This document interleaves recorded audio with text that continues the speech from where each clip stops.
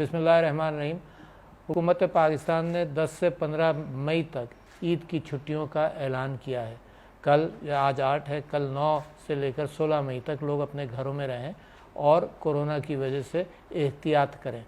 सारे कारोबार बंद हैं, बाज़ार बंद हैं, पब्लिक ट्रांसपोर्ट के हवाले से इंटरसिटी ट्रांसपोर्ट वो भी बंद है, शहर के अंदर भी ट्रांसपोर्ट बंद हैं, मगर कुछ चीज़ें खुली हुई हैं। इसके अंदर किराना स्टोर खुला हुआ है, फार्मेसी खुली हुई है, अस्पताल खुले हुए हैं, बिजली के दफातर वगैरह जो यूटिलिटीज़ हैं, कॉल सेंटर वो खुले रहेंगे। ख़रीद व फ़रोख्त के एतबार से सब्ज़ी फलों जो रोज़ाना खाने पीने की अशिया हैं उनके हवाले से खुला रहेगा।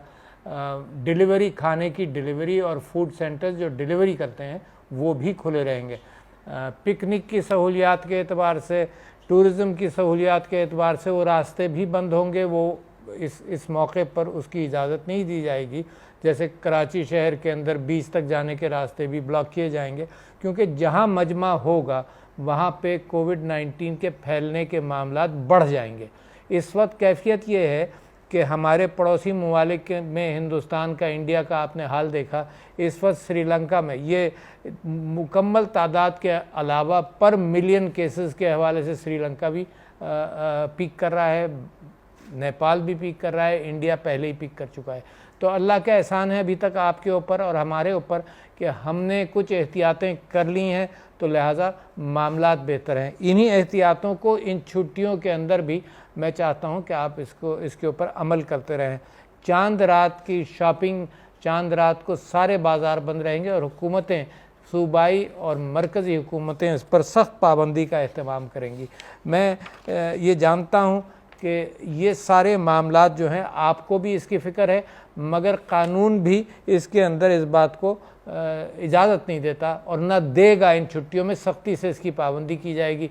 मुख्तलिफ़ सूबों ने फ़ौज से भी गुजारिश कर ली है, रेंजर से भी गुजारिश कर ली है कि इसके ऊपर अमल दरामद करने में वो मदद करें। मैं आपसे अपील करना चाहता हूँ इस वजह से कि इस वक्त मईशत बेहतर होती जा रही है, मगर अगर कोविड का वो सेटबैक जो हिंदुस्तान या श्रीलंका या नेपाल में हुआ है, तो वो जो एज आपको मिला है वो एज भी ख़त्म हो जाएगा। तो लिहाजा दुनिया के मुकाबले में बड़ा डिसिप्लिन का एहतमाम किया, अपनी नमाज़ें भी आपने जारी रखी। और मेरी अपील है कि ईद की छुट्टियों की और रमज़ान के आखिरी दिनों के अंदर और उसके बाद ईद की छुट्टियों में भी वो एहतियात जारी रखें, ताकि हम इस बीमारी से जितना दूर रह सकें और दूर रहें।